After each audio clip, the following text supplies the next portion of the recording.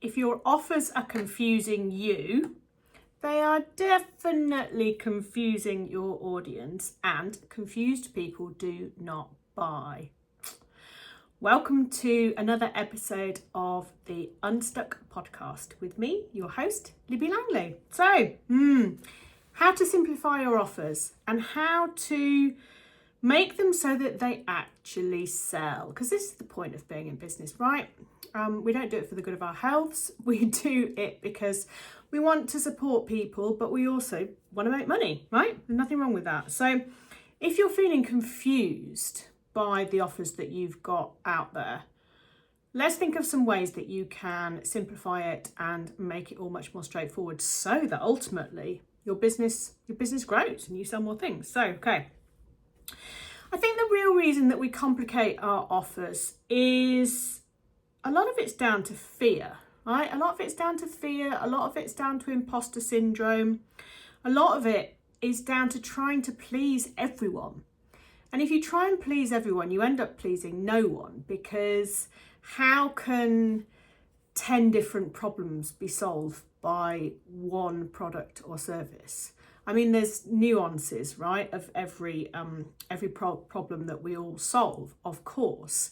But if they are completely different things, so I mean, you know, I've been in business for over 13 years, 14 years this year.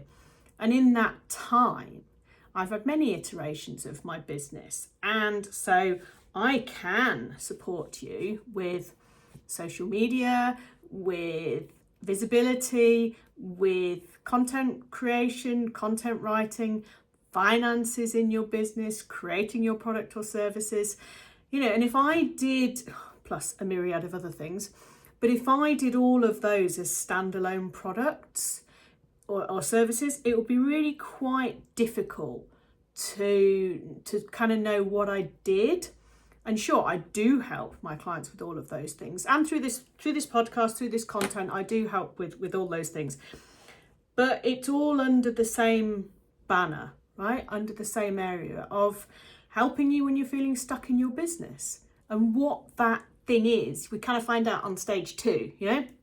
So it's about having your one offer that people know that they can get the support that they need, rather than 10 different offers that doesn't necessarily help at all.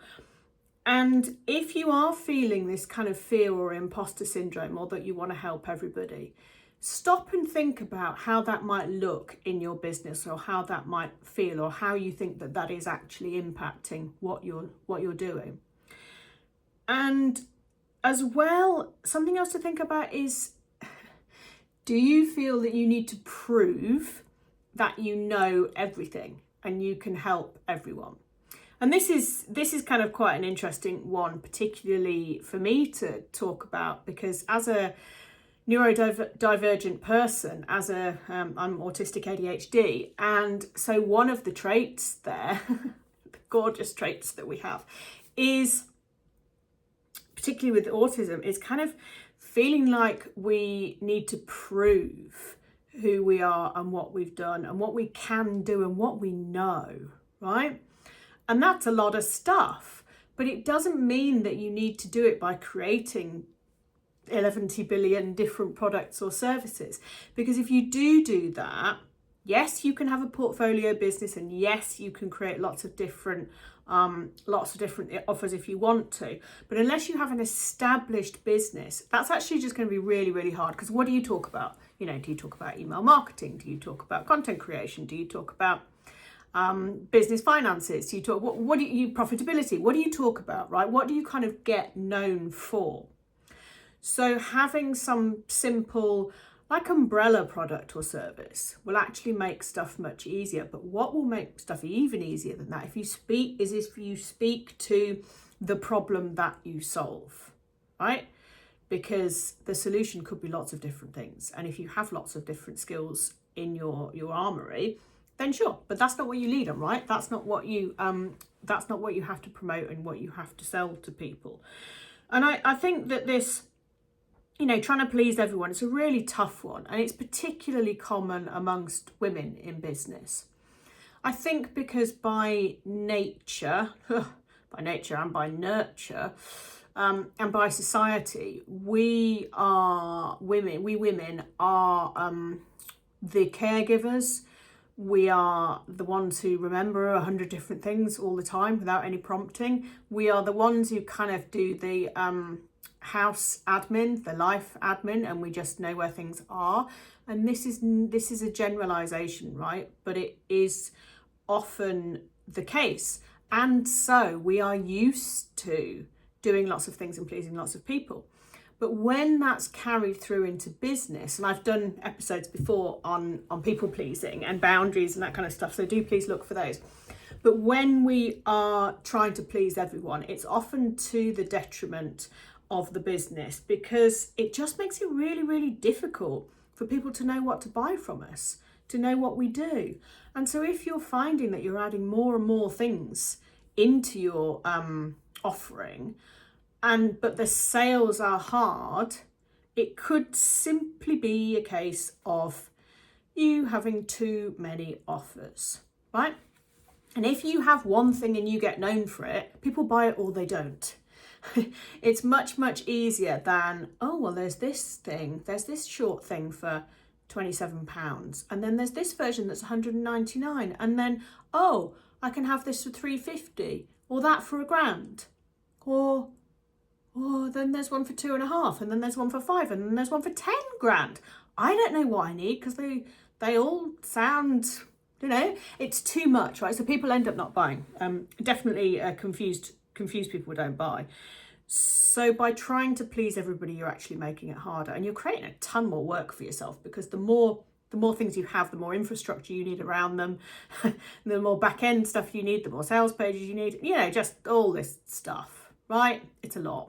And we don't want a lot. We want simplicity and ease and focus and time off to do the things that aren't work. That's what we want. So, why does simplicity sell? Well, it's clearer for people to understand. It's clearer for you to undertake, to know what you're doing with it, to market, to talk about. It doesn't matter where people find you. You will be talking about the same thing, right? So if you listen to my podcast, you'll get the same message as if you watch my videos on YouTube. If you read my social media posts, if you get my emails, you'll get the same message everywhere, right? And it takes a long time for people to remember this stuff, so repetition is really, really important. But once they do, and once you get known for, my program, my group coaching space is called Confidence to Grow, and I talk about it all the time, all over the place. So the more you are engaged in my world, the more we're kind of connected with each other, the more you'll go, oh yeah, Libby, she has this program called Confidence to Grow for solo business owners, right? You'll get to know that. And that's one reason that simplicity really, really sells, is because there's no ambiguity, and it's really confident as well. If you have one thing that you're so certain of that it's your one thing, then boom, that says a lot about you, and a lot about the purpose and focus that you have in your business, and the ways that you can help people, right? And that's really, really something. And that speaks volumes to your confidence in your own ability, which is something that people do buy into, right? And therefore buy from. And if you have a single strong offer, it often outperforms 5, 10 messy smaller ones. It really does, because of this. I'm talking about it again. Yes, I'm talking about it again. Oh, and I'm talking about it again. And oh, you've got that problem. Well, maybe this is what you need. Yes, I've mentioned it before, and I'm going to mention it again. And so it does help you get known for that. And clients, potential clients that you have, they need to know what they're buying and why. And so the more you stick to this same message, just people can go, yeah or nope. And part of this is self-selecting in and self-selecting out, right? Because there will always be people who don't want to buy from you. There'll always be people who don't want to buy from any of us. And that's cool too, right? So how do you assess your current offers? Well, here's a little exercise I would like you to do. think about what's selling well. And if you've got 10 offers, which one of those sells the most, right? If you've got 5 offers, which sells the most? And if you do already only have one, does it sell or does it not sell? Because that's kind of a different issue, right? If you only have one and it doesn't sell well, that might be a marketing message. It could be that you never talk about it. Nobody knows about it. Could be lots of things, right? But today, really, we're focusing on this. There's simplifying your offers, right? There's too much. So what's selling well? What is working right now? And you need to be really strict and analytical about this, right? Because if you've got something that is selling, you sell one a week, but it makes you, I don't know, 10% profit margin, and you've got another one that sells once a month, but it has a 90% profit margin, you're probably better off focusing on the latter, depending on the price point, right? So there's a number of different things to measure there. What's selling and what's not selling, or what are you getting inquiries for but then don't sell? Because you can look at that too. What drains you and what lights you up, right? Those are also things to factor in. You might have something that sells really, really well, but honestly you hate it. And in which case, yeah, that's something to look at.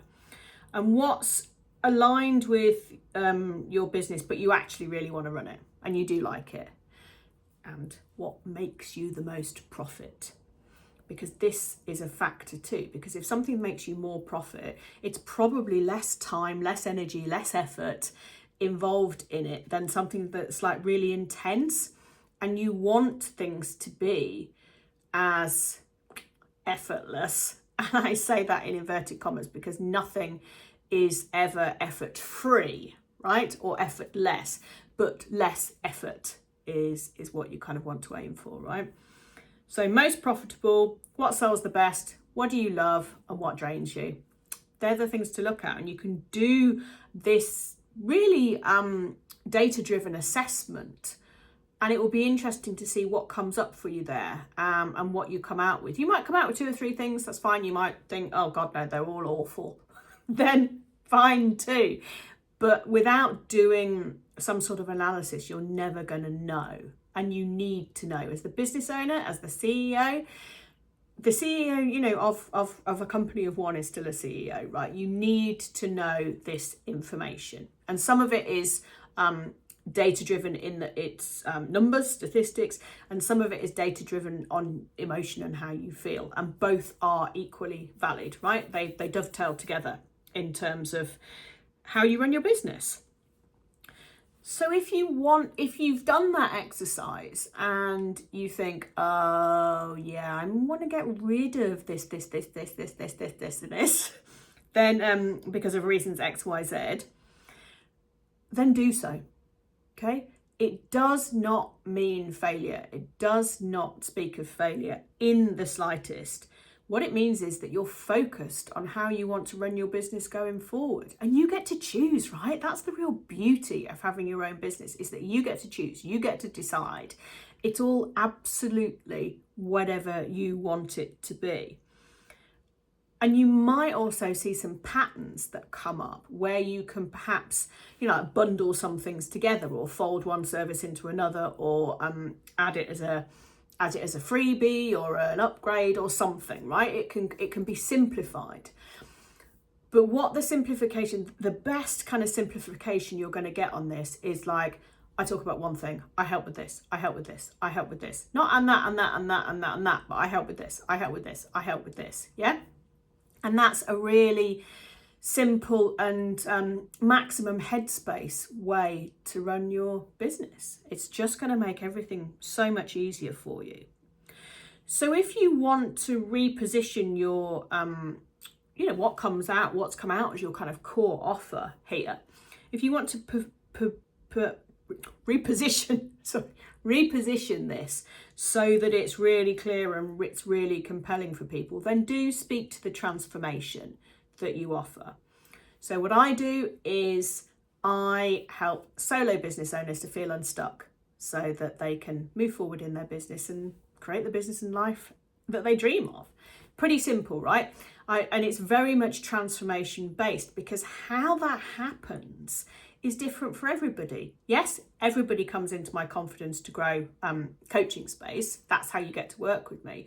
But when you're in there and we're working together, your journey can look completely different to someone else's. And it might be that we look in real intense detail at your offers. It might be that we look in real intense detail at your finances. It might be that we look in real intense detail at your marketing. It might be that we look in real intense detail at your messaging or your infrastructure behind the scenes, or, you know, so many things. But they're the tools, right? That's the delivery function. That's what I provide as a seasoned coach. But you're not going to buy that necessarily. You're going to buy, do you know what? I want to feel better. I don't want to be stuck anymore. I just want business to feel easy. And I want to enjoy what I'm doing. That's what you want. That's what you're going to buy. So what you will do after having done the kind of data analysis of what's selling, what's draining you, what works, what doesn't, what you like, what you don't, to scrap some things or to fold others in together, then you can say, oh, right, so I help with this. This is my transformation. And it's the kind of thing that ChatGPT is really helpful for, right? You can kind of go through this thought process and get your answers, and it will, if you kind of put all your thoughts in as you go through, you can say to it, so what's the transformation that I deliver for people? And it will come up with some ideas for you, and you'll be able to say, yep, no, and move your thought process forward from there. It's really good for kind of getting some structure on the messy thoughts that we all have, right? It's really, really helpful for that. And definitely, if you're going to reposition your core offer, because we're going to get you down to, one core thing that you're really, really specialist in, you're the expert in that. Oh my God, you need to talk to her. She's just brilliant at helping with one thing. Then you'll be able to reposition this core offer so that it's clear, so that it's compelling, so that it speaks to the transformation, not the tools, the tactics, the features. People don't really care what that is. They, it's funny when you think about cars, right? Often a thing in cars is 0 to 60 in whatever. And it's like, ooh, so I can drive fast really quickly with that. Not, it's got 4 wheels, it's got a steering wheel, all this stuff is kind of assumed. So things like that don't matter. It's literally how quickly it's going to get you from A to B that is often one of the features, right? And if you as well, when you're repositioning this offer, if you speak to the transformation, not the features, and if you speak directly to their kind of edge of the cliff moment, So for me, that is, I'm so fed up feeling like I'm stuck, like I'm overwhelmed, like I wake up in the middle of the night and I don't know what I'm doing anymore, and it's all got too complicated, and I thought it was going to be easier than this, and I am done, man. That's the tipping point for people who come and work with me. They've reached their limit. Might also be perimenopausal, and there might be a lot of rage behind that too, right? But that's the kind of edge of the cliff moment. So what's your moment like that for the people who come to you? Yeah, that's what you need to speak to. That's what you need to talk about. Okay. What else happens when your offer becomes really clear? Well, let me tell you, you will notice some real tangible differences. You will feel like your business is easier. You'll be like, well, I now have lots of free time. I don't really know what to do with myself, which is beautiful, right? You will have more confidence because you're talking about the same thing over and over and over again. And you know that you can help people with this. You know this transformation that you provide is genuine because you've done it with all these people. You have this evidence, right? And the more you focus on one thing and you help people with it, the more confident that you get. Yeah, I mean, there are always times for all of us, no matter how long you've been in business, where you just think, oh, I have no idea what I'm doing, okay? But we're not talking about that. We're talking about The inner confidence. This is what I help people with, this kind of quiet inner confidence that you absolutely know, you have real conviction, true conviction that what you're doing is the right thing and you can really help people with it, right? That is the absolute golden nugget there. That's the stage to get to in business. And one of the ways of doing that is simplifying your offers so that people buy them, so that people know what they are and know why they need them and why, and also how they can buy them, right? That's got to be straightforward. But other things that will happen is that your marketing will become better, you'll enjoy it more, you will have better conversations, you'll have more interesting conversations with people, and guess what? You'll make more money too. And business, it's funny talking about money in business because I talk about money a lot. I talk about profitability a lot, and pricing your products and services accordingly. But I'm not a money driven person. Don't get me wrong, I love having it and I love spending it. But to me, the real priority and the real driver with me in my business is that I am enjoying it. And if I am happy and I am enjoying it, it means that more people are engaging with me because they understand more clearly what I can support them with. It means that I'm getting more opportunities, like to keynote speaking opportunities, podcast guesting, this kind of stuff. And it means that I'm making more money. But the money is essential, but the money isn't the core driver, right? Knowing that I've helped more people is much more of a driver for me than the cash in the bank. Because the cash in the bank, you can do all sorts of business models, right? Just churn stuff, but there's not necessarily any enjoyment in that. And so that's really, really important, right? So this is how you kind of make all these decisions. All of these things need to be thrown into the melting pot of data analysis for you to come out with what's ideal for you. So for the next 90 days, right? What's the one thing that you could focus on? If you do the exercise that I've talked about in here earlier on in this episode, and you know what's selling well, what makes the most profit, and that's different to making the most money, right? The profit is what matters. The turnover might be less, but if the profit's more, then that's your winner. What drains you and what do you really love? What really lights you up? So if you've done that exercise and you focused on this thing that comes out at the end of it, or this bundle of other previously separate things, but if you could focus on that thing for the next 90 days, what would it be? I would love it if you told me that.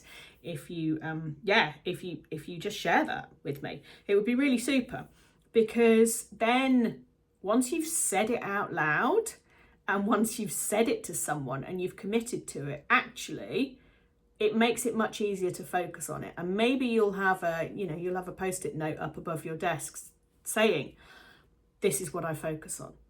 This is what I focus on. Actually, I have something in front of me that says, what can I do today to grow and serve my audience? And that's a real focus for me. And it's a reminder to talk about the thing that I help with. How can I transform more people's lives? How can I get as many people unstuck as possible? Oh, I can share some useful and interesting stuff. Yeah? So this is how it works, and it just becomes easier and easier and easier and easier, which is why I say try focusing on this for 90 days, because a week ain't going to make no difference, right? And there's school holidays and one day it rains or it's sunny, so you're outside, and it's easy to lose momentum. But 90 days allows you to get into the proper habit and routine of this, and it allows people to pick up on that messaging. Because remember that on social media, only, 2% see the content that you share. So you've got to keep saying. And your email's the same. If you get a 50% open rate, then, that's pretty decent. But if you get a 50% open rate, that means 50% of the people haven't seen stuff. So you might only email once a week. So you've got to keep saying the thing. And gradually, it all sinks in. And then in 90 days' time, you'll be like, well, look at my business. That's been transformed, all thanks to that one episode of the Unstuck podcast with Libby Langley that I listened to. So I thank you. But it will help. It will help. And so I guess my closing statement to you is that your business does not need more offers. It absolutely does not need more offers. It needs one really great one that feels easy to sell, easy to deliver, and that lights you up, right? That's where you start. And that's what's going to make the big difference. And that's what's going to transform your business. And that's what's going to just turn everything around, right? It's going to really make a difference to you. So I look forward to hearing from you and seeing what's changed and seeing what you've come up with. So yeah, thank you very much. I'll see you next time.